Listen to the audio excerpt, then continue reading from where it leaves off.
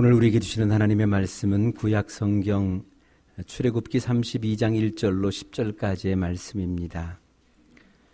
구약 성경 131면 출애굽기 32장 1절로부터 10절까지의 말씀입니다. 이 말씀을 봉독할 때 살아계신 하나님의 음성을 다 들으실 수 있기를 소원합니다. 백성이 모세가 산에서 내려옴이 더딤을 보고 모여 백성이 아론에게 이르러 말하되 일어나 우리를 위하여 우리를 인도할 신을 만들라. 이 모세 곧 우리를 애굽 땅에서 인도하여 낸 사람은 어찌 되었는지 알지 못함이니라. 아론이 그들에게 이르되 너희의 아내와 자녀의 귀에서 금 고리를 빼어 내게로 가져오라. 모든 백성이 그 귀에서 금고리를 빼어 아론에게로 가져가매 아론이 그들의 손에서 금고리를 받아 부어서 조각칼로 새겨 송아지 형상을 만드니 그들이 말하되 이스라엘아 이는 너희를 애굽 땅에서 인도하여 낸 너희의 신이로다 하는지라. 아론이 보고 그 앞에 제단을 쌓고 이 아론이 공포하여 이르되 내일은 여호와의 절일이니라 하니 이튿날에 그들이 일찍이 일어나 번제를 드리며 화목제를 드리고 백성이 앉아서 먹고 마시며 일어나서 뛰놀더라. 여호와께서 모세에게 이르시되 너는 내려가라. 내가 애굽 땅에서 인도하여 낸 내 백성이 부패하였도다. 그들이 내가 그들에게 명령한 길을 속히 떠나 자기를 위하여 송아지를 만들고 그것을 예배하며 그것에게 제물을 드리며 말하기를 이스라엘아 이는 너희를 애굽 땅에서 인도하여 낸 너희 신이라 하였도다. 여호와께서 또 모세에게 이르시되 내가 이 백성을 보니 목이 뻣뻣한 백성이로다. 그런즉 내가 하는 대로 두라. 내가 그들에게 진노하여 그들을 진멸하고 너를 큰 나라가 되게 하리라. 아멘.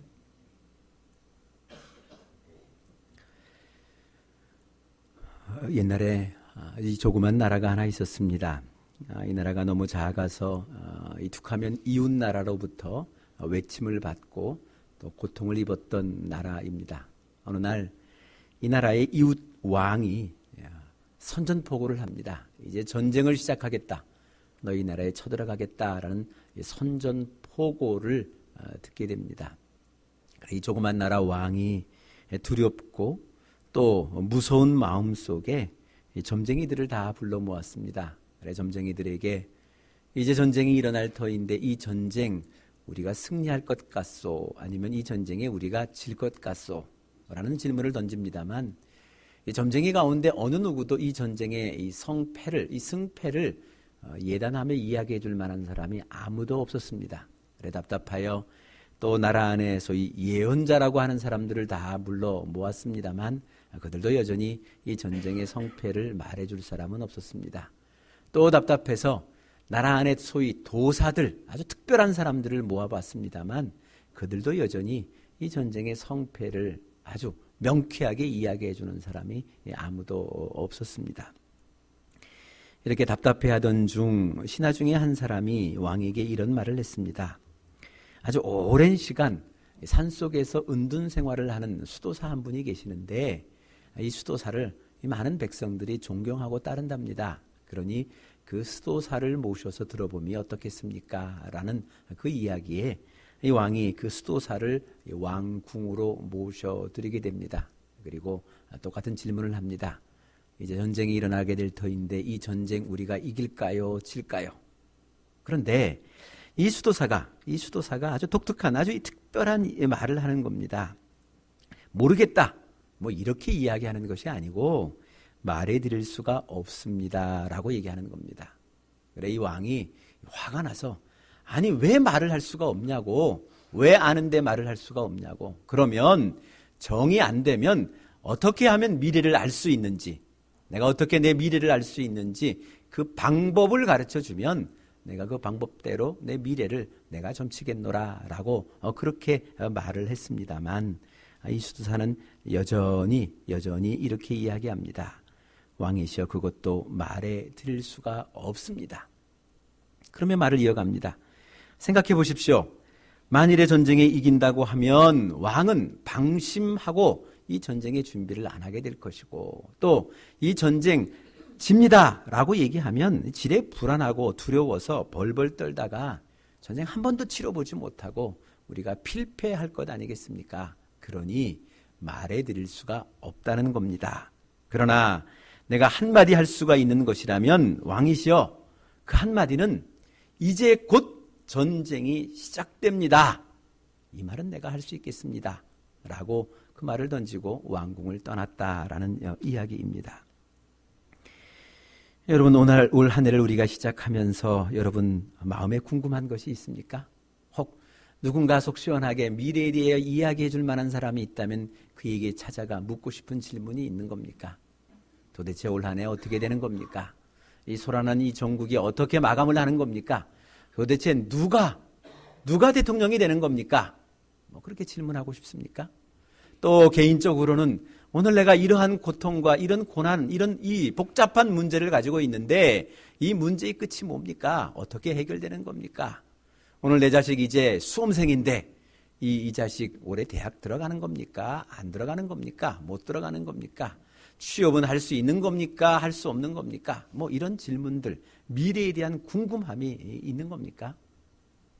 그러나 여러분 오늘 우리가 분명히 들어야 될 한마디는 단 이것입니다. 우리가 알 수도 없고 알 바도 아닙니다. 단지 한 가지가 있다면 2017년이라는 이 한 해 시간, 이미 그 뚜껑이 열렸고 우리는 2017년이라는 이 역사 속에 내어 던져진 인간에 불과하다. 우리에게는 좋아도 싫어도 원하도 원치 않아도 이제는 2017년의 이 시간이 우리에게 빠른 속도로 달려오고 있고 지나가고 있다는 것, 바로 그것 하나만은 우리에게 분명하다라는 겁니다. 요즘 역사를 조금 안다는 사람들 많은들 이구동성으로 말씀해주고 있습니다. 마치 요즘 이 시국이, 이 나라가 옛날 이시조선이 망했던 구한말 그때하고 비슷하다라고들 이야기합니다. 소위 제국주의 아닙니까? 자국의 이익, 그것만이라면 타협을 하기도 하고 전쟁을 불사하기도 해서 내 나라의 이익을 지키겠다, 극대화시키겠다라는 제국주의 속에 그저 지도자라는 사람은 그저 자기의 왕조를 보위하는 것, 누가 내 왕조를 보호해 줄 것인가? 나라는 백성은 피폐하고 망할지언정 내 왕조, 이 왕가, 이시조선이라는 이 왕조는 누가 지켜줄 것인가? 누가 보호해 줄 것인가? 그래, 러시아로 피하기도 하고 또 일본으로 피하기도 하고 이리저리 쫓아다니고 있는 그때의 그 정국이 마치 오늘날 이 나라의 형국과 비슷하다라고 얘기를 합니다. 모두가 다 나라고 이야기합니다만 그 나라고 이야기하는 그 속셈 속에 정말 이 백성의 미래를 위하여 내 한 몸 헌신하겠다라는 생각보다는 그저 정권을 쥐어보아야 되겠다. 정권을 교체하건 정치를 교체하건 그 마음속에는 나만의 욕심과 우리만의 욕심 속에 가득 차 있는 내 가문과 나를 보위하는 이 사람들의 이익을 위하여 내가 이 기득권을 지키겠다는 그 마음속에 이 허덕이고 있는 그런 지도자들이 오늘 우리 눈앞에 많이 펼쳐지고 있다라는 겁니다. 이제 그러한 2017년을 우리가 맞이하고 있습니다. 그리고 또 엎친 데 덮친 격으로 우리가 작년 말 올 연초 몇 번 말씀을 드렸습니다만 우리가 생각했던 것보다 이 세상이 너무 빨리 변하고 있습니다. 특별히 이 과학의 문명들, 이것이 아주 급속도로 발전을 해가고 있습니다. 그제 신문에 이런 기사가 실렸습니다. 저는 설마 했습니다만 우리나라의 소위 종합병원 가운데에서도 이미 인공지능 컴퓨터에 의하여 진료가 시작되어진 병원이 있다는 겁니다. 제법 큰 병원입니다. 큰 병원에서 이 IBM의 왓슨이라고 하는 이 인공지능 컴퓨터를 통하여서 진료를 시작했다라는 거죠. 그래서 이 왓슨에 의하여 진료를 받은 사람들 가운데 85명에게 환자들에게 질문을 했습니다. 이제 당신의 질병에 대해서 그 경험 많은 의사들의 경험이 권고하는 진료법과 이 AI, 이 IBM 왓슨이 권고하는 진료법이 서로 다르다고 한다면 당신은 어느 진료법을 선택하겠습니까? 라는 그 질문에 이 85명 대다수가 저명한 경험 많은 의사의 진료법이 아니라 이 왓슨이라고 하는 인공지능 컴퓨터의 진료법의 권고안에 따르겠다라는 대답을 해 주었습니다. 이렇듯 멀리 있을 것 같은데 너무 깊이, 너무 갑작스럽게 우리 가운데 다가오고 있는 이 문명의 이기 때문에 우리들의 생존권 자체를 위협받는 그런 시대, 로봇과 경쟁하고 또 이 기계와 경쟁해야 되는 그런 시대를 우리가 우리가 지금 맞이해 가고 있다는 겁니다. 그런 역사 속에 던져진 인생을 우리가 지금 살아가야 한다라는 겁니다. 그래, 시국도 그렇고 여러 가지 들려오는 소식들, 그런 소식들이 참으로 우리를 불안하게 합니다. 두렵게 합니다. 그래, 사실은 해마다 목사로서 미래에 대한 관심이 있어서 소위 연말쯤 되어지면 소위 트렌드라는 단어가 들어가는 책 한두 권 정도는 늘 읽어봅니다만 올해는 작년 연말부터 올 초까지 더 이상 그런 책을 읽고 싶지가 않습니다. 알고 싶지도 않고 또 알아본들 할 수가 있는 일이 별로 없다는 그 소식 때문에 오히려 절망적인 소식 때문에 보고 싶고 듣고 싶지도 않았다라는 겁니다. 알면 알수록 보면 볼수록 더 두렵고 더 어둡고 더 무서운 것, 바로 그것이 오늘 우리가 부딪히고 있는 이 역사라는 것을 우리는 생각을 해야 한다라는 겁니다. 그러면 중요한 것은 바로 여기에 있습니다. 이러한 시대, 이렇게 무섭게 변하고 있는, 엄청난 속도로 변하고 있는 이 시대에 그럼 우리는 어떻게 살아가야 하는가?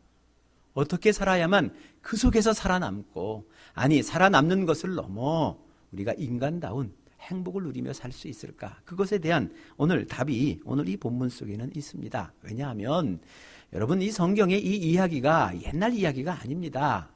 그때에 우리와 같이 흔들리는 세상 속에, 불안한 세상 속에, 폭풍우 속에서도 저들이 어떤 선택을 했는가, 그리고 그 선택의 끝이 무엇인지를 분명히 보여주는 그들의 역사, 오늘 우리들의 역사가 그곳 속에는 기록되어져 있기 때문에 그렇습니다. 뱃사람들, 특별히 어부들은 그런 이야기를 한다고 합니다. 아무리 큰 폭풍 속에서라도 이 방향이, 이 폭풍 속에 들어가게 되면 이 방향 감각이 없다는 겁니다. 배가 뺑뺑 돌 만큼, 그만큼 폭풍이 심할 그때에도 정말 딱 하나, 그 북극성 하나를 발견하고 그것을 놓치지 않고 방향을 정하면 끝내 귀향할 수 있다. 자기의 고향 항구로 돌아올 수 있다라는 그 믿음이 이 뱃사람들, 이 어부들에게는 있다라는 겁니다. 아무리 큰 폭풍 속에서라도 우리가 변하지 않는 그 무엇을 바라보고 내 인생의 방향을 결정하고 그 결정을 향하여 때로는 틀릴 것 같기도 하고 또 맞지 않을 것 같다 할지라도 그 길을 향하여 발걸음을 내어 디딜 때 결국 귀향할 수 있는, 하나님의 은혜의 항구에 도착할 수 있는 그 복이 우리에게 있다는 것, 바로 그것을 이 사람들이 우리에게 가르쳐 주고 있는 겁니다. 오늘 여기 가만히 보시면 이 백성들이요, 지금 방향을 잃었습니다. 그래서 지금 두려운 겁니다. 무서운 겁니다. 지금까지 방향은요, 아주 간단했습니다. 출애굽부터 여기까지, 이 시내산에까지 모세였습니다. 모세가 가자 그러면 가면 되는 것이고, 모세가 머물러 있자 그러면 머물러 있으면 되는 겁니다. 모세가 여기서 먹자 그러면 먹으면 되는 거고, 모세가 여기서 자자 그러면 자면 되는 겁니다. 그런데 그 모세가 이 자신들을 시내산 중턱에 내버려 두고는 지금 산 정상에 올라가서 그건 40일 가까이를 깜깜무소식인 겁니다. 곧 올 줄 알았는데 계명을 들어봐야 얼마나 들었을까. 곧 올 줄 알았는데 그러기를 수십 일, 40일 가까이가 되어 오니 저들이 지금 이제 불안한 겁니다. 두려운 겁니다. 방향을 잃었습니다. 도대체 어떻게 해야 되나? 오늘 이 날을 어떻게 맞이해야 되나? 오늘 여기서 먹어야 되나? 일어나 가야 되나? 아니면 이 산을 포기하고 우리가 산 밑으로 내려가야 되나? 돌아가야 되나? 진격해야 되나? 이러한 고민, 어떻게 할지 모를 이런 두려움, 이런 불안함 속에 저들의 선택은 우상을 만드는 겁니다. 여러분, 불안하면요, 두려우면 사람이 하는 길은 하나입니다. 저마다의 신을 만드는 겁니다. 신 아닌 신을 만들어 놓고 그것을 신처럼 여기며 그 속에 평안을 찾고 싶은 그런 심사가 이 인간들에게는 다 있다라는 겁니다. 이 신의 산이라는 곳, 요즘은 뭐 사실 이제 성지순례에서는 이 코스가 빠져버렸습니다. 이집트가 워낙 요즘 정치가 불안하기 때문에 아주 위험한 장소가 돼서 성지순례를 갈 수가 없는 장소입니다만, 이 신의 산을 한번 보게 되면 참 얼마나 어려운 산인지를 우리가 알게 됩니다.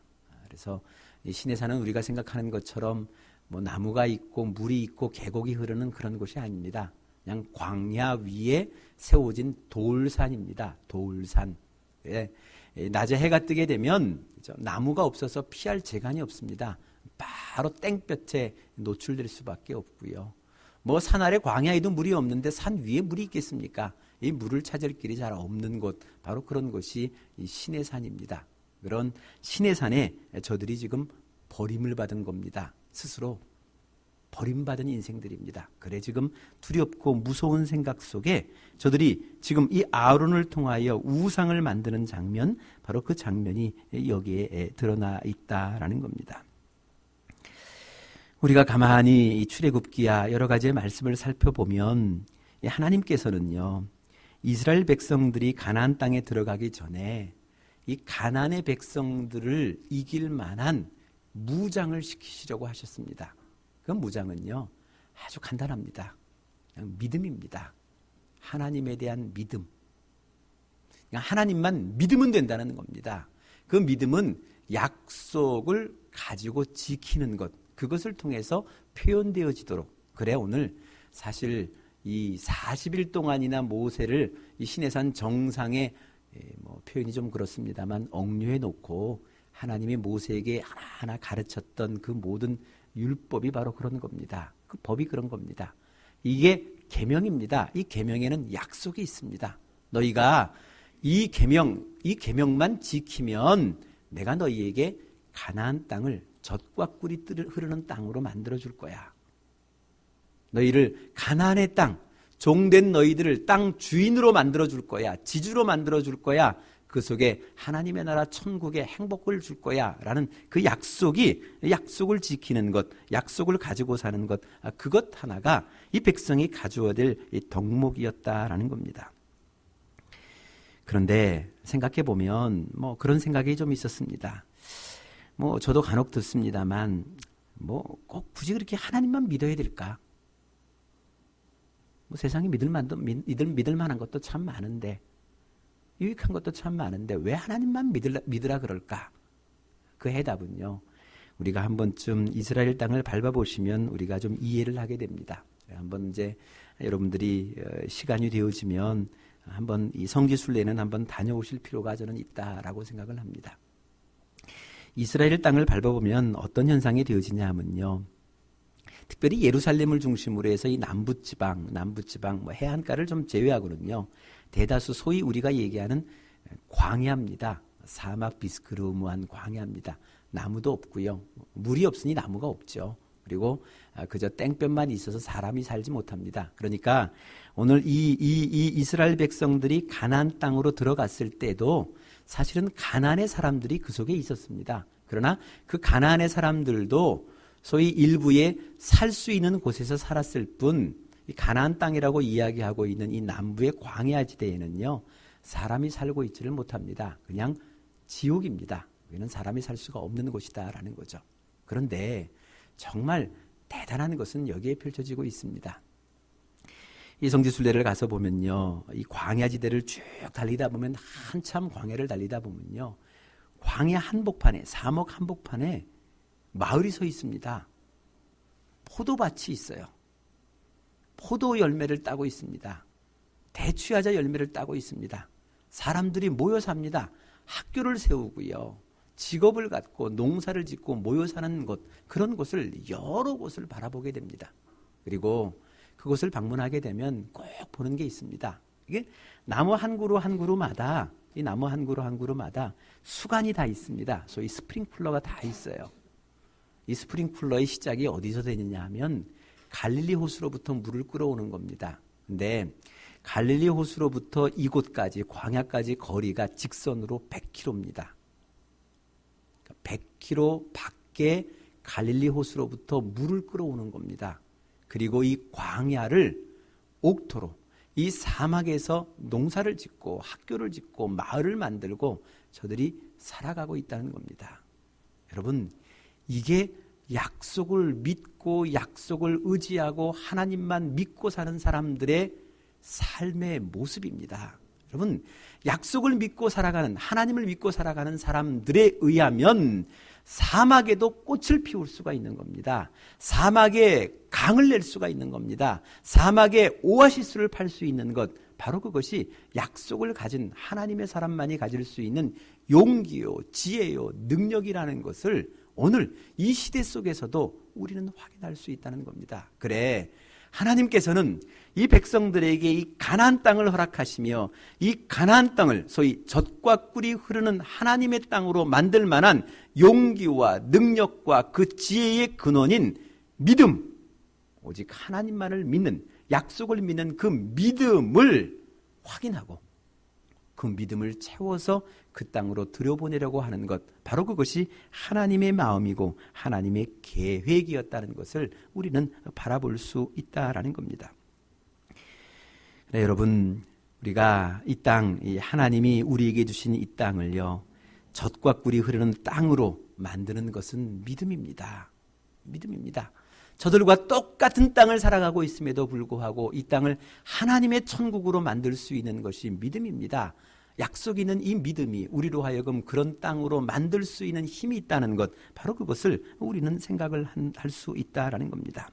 약속을 믿고 그 말씀에 순종하는 이들이 이 사막에 꽃을 피우는 것이고 이 사막에 오아시스를 팔 수 있다는 것, 바로 그것을 하나님이 아셨기에 오늘도 이 백성들에게 하늘의 믿음을 채우기를 오늘도 요청하고 있는 바, 그것을 우리가 말씀을 통해 확인하게 됩니다. 선교사님들의 이야기를 들으면 여러 가지 재미있는 일들이 있습니다만, 이제 저희 교회에서도 한 목장이 성경 번역하는 선교사님을 이제 한 분 섬기게 됩니다. 이 파푸아라는 이 섬에 이제 한 부족들을 섬기면서 그들에게 아직 글이 없는 그들에게 글을 만들어주고 그 만들어준 그 글로 하나님의 말씀인 성경을 번역해주기 위해서 이제 들어가시는 분들이 계십니다. 아프리카의 한 성경 번역을 위해 들어가신 선교사님이 그 나라 말로 이 성경을 번역해서 가르쳐야 되겠는데, 특별히 성경 가운데 아주 자주 나오고 있는 아주 익숙한 단어, 이 순종이라는 단어를 무언가 저들에게 말을 바꿔, 저들의 말로 바꿔줘야 되는데 찾을 길이 없다는 겁니다. 그런 말이 없어요, 저들에게는요. 그래서 이 순종을 어떻게 할까 고민하고 기도하던 중에 어느 날 소위 시장통입니다. 저들의 부족의 시장통, 소위 시장을 이렇게 가로질러 지나가게 되는데 어느 순간 갑자기 큰 개 한 마리가 이 시장을 향하여 휩쓸고 지나가는 겁니다. 이 큰 개가 지나가니까 사람들이 삽시간에 아수라장이 되죠. 아수라장이 되는데요.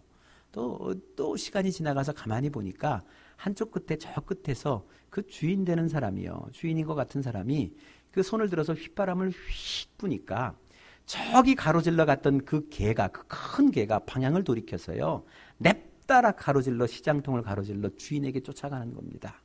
그런데 그 모습을 보면서 같이 동행했던 추장이 자기네 말로 쭝얼쭝얼 거리는데 그 쭝얼거리는 그 말을 가만히 해석해 보니까 이런 말입니다. 저 당신에게는 귀만 있습니다 라는 말입니다. 귀만 있다. 귀만 있다. 이 소리를 듣고 이 선교사님이 쾌재를 부른 겁니다. 순종이 무언가 귀만 있는 것이다. 여러분 한번 생각해 보셨으면 좋겠습니다. 그 시장통에 얼마나 많은 소리가 있습니까? 얼마나 많은 시그널이 있습니까? 그럼에도 불구하고 오늘 이 개는 그 귀를 쫑긋 세우고 오직 이 귀에 들리는 한 소리, 주인의 휘바람을 향하여 냅다 쫓아가고 있는 그 모습, 바로 그것이 순종이라는 겁니다. 세상에 많은 소리들이 있습니다. 이것이 옳다, 저것이 옳다, 이 길이 맞다, 저 길이 맞다, 여기가 성공하는 길이다, 일리 가야 된다, 저리 가야 된다, 많은 소리가 있습니다만 그 모든 소리를 다 물리치고 오직 하나님의 말씀, 하나님의 약속, 믿음이 주는, 내게 들려주시는 하나님의 성령의 그 음성을 쫓아 오늘도 발걸음을 내어디는 그 사람, 귀만 있는 사람, 바로 그 사람이 순종하는 사람이고, 바로 그 사람을 통하여 이 세상을 하나님의 나라로, 천국으로, 젖과 꿀이는 가나안 땅으로 만들어 가시기를 원하시는 그분, 바로 그분이 하나님이십니다. 하나님께서 우리를 선택하셔서 때로는 지옥 같기도 하고 불편하기도 하고, 그래 모든 사람들이 두려워 떨고 있는 이 세상 속에 심어 이 세상을 하나님의 낙원으로, 하나님의 나라로, 젖과 꿀이 흐르는 그 땅으로 만들어 가기를 원하시는 것, 그 꿈을 가지시고 우리를 파송하신 분이 하나님이시라는 것, 바로 그것을 오늘 이 성경이 우리에게 거듭 말씀해 주고 있다라는 겁니다. 그런데 오늘 본문의 말씀을 묵상하면서 정말 아주 특이한, 아주 독특한 이 부분을 발견을 하게 됩니다. 저들이 두려움에 떨고 있다가 한마디로 패닉 상태에 있던 저들이 아론에게 다가와 이제 신을 만들어 달라, 우상을 만들어 달라 했을 때, 이제 아론이 저들의 금 귀고리를 통해서 송아지, 금송아지 하나를 만들게 됩니다. 그리고 나서 이 5절에 보면 아론이 어떤 일을 하냐 하면요, 여호와의 절기, 주의 날을 선포를 하게 됩니다. 그리고 이어지는 말씀은 그 이튿날에 저들이 주의 날, 여호와의 절기를 지켰다라고 얘기를 합니다. 그 대목을 아주 세번역 성경은 뭐라고 표현을 하는가 하면 이렇게 표현을 합니다. 이튿날 그들은 일찍 일어나서 번제를 올리고 화목제를 드렸다. 제사를 드렸다는 겁니다. 예배를 드렸다는 겁니다. 그런 다음에 백성은 앉아서 먹고 마시다가 일어나서 흥청거리며 뛰놀았다라고 그렇게 번역을 해주고 있습니다. 그리고 한 걸음 더 나아가 9절에서 이런 백성을 바라보면서 하나님이 뭐라고 얘기하시냐 하면, 이 백성을 보니 목이 뻣뻣한 백성이다라고 하나님이 지칭하고 있는, 말씀하고 계시는 그런 대목을 우리가 발견을 하게 됩니다. 이 사람들 불과 어제까지만 하더라도요, 패닉 상태였습니다. 불안했습니다. 두려웠습니다. 도대체 인생을 어떻게 살아가야 될지, 오늘 나오기는 나왔는데 어디로 가야 할지, 어떻게 해야 될지, 무엇을 감당해야 될지 모를 그런 두려움 속에 빠져있던 그들이 하루 만에 춤을 추고 있습니다. 흥청거리고 있다는 겁니다. 무엇을 앞에 두고? 금송아지를 앞에 두고, 하나님 아닌 금송아지를 하나님으로 생각하고 하나님 안에 있는 백성들이 누리는 것처럼 그렇게 흥청거리고 춤추고 있는 대목, 바로 그 대목을 오늘 이 성경을 통하여 우리는 확인해 볼 수 있다라는 겁니다. 여러분, 세상의 인간은 다 그렇습니다. 인간은 누구나 막론하고요, 어떤 금송아지라도 세워놓고 이것이 하나님이다 생각하면요, 그 앞에서 먹고 마시고 흥청거리고 춤출 수 있는 존재가 인간입니다. 인간은 이 금송아지에 약합니다. 하나님 아닌 금송아지를 세워놓고 그것을 하나님이다 생각하고 그 앞에 춤을 출 수 있는 존재, 바로 그것이 이 인간이라는 이 나약한 존재임을 우리가 바라볼 수 있다는 겁니다. 그래, 오늘 이 설교의 말씀을 마치며 여러분들에게 질문 하나를 드립니다. 여러분들에게는 혹시 금송아지가 있는 것은 아닙니까? 하나님은 아닙니다.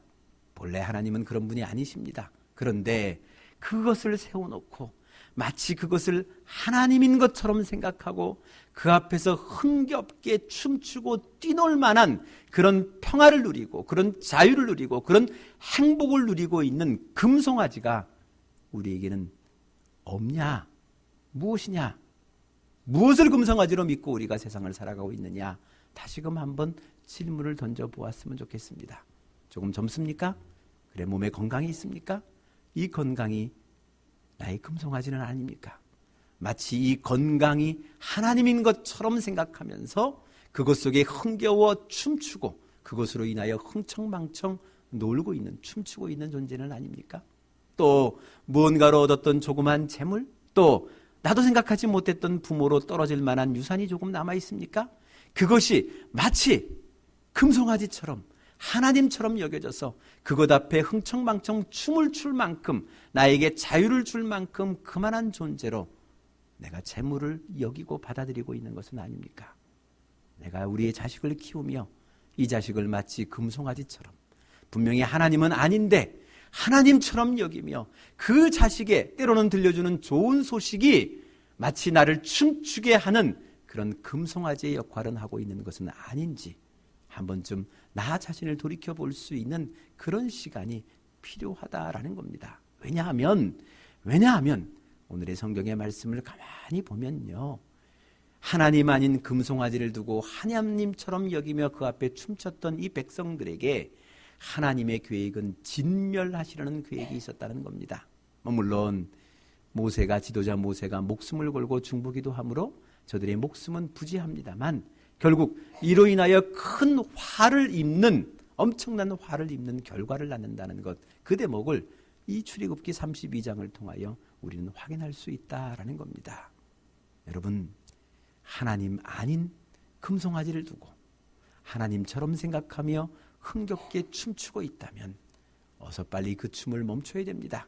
그리고 내 인생의 이 모든 금송아지를 다 쓸어버리고 다 녹여 없애버리고 오직 하나님만을 바라보며 그의 약속을 의지하며 이 세상을 향하여 나아갈 때 그 믿음이, 그 하나님이 우리의 인생을 이 두려움의 세계 속에서 구원하며 오늘의 이 불편하고 불안하고 두려운 이 세대 속에서도 하나님의 나라, 이 천국, 하나님만으로 기뻐하고 하나님만으로 춤을 출 수 있는 하나님의 나라를 우리에게 허락해 주실 것이다.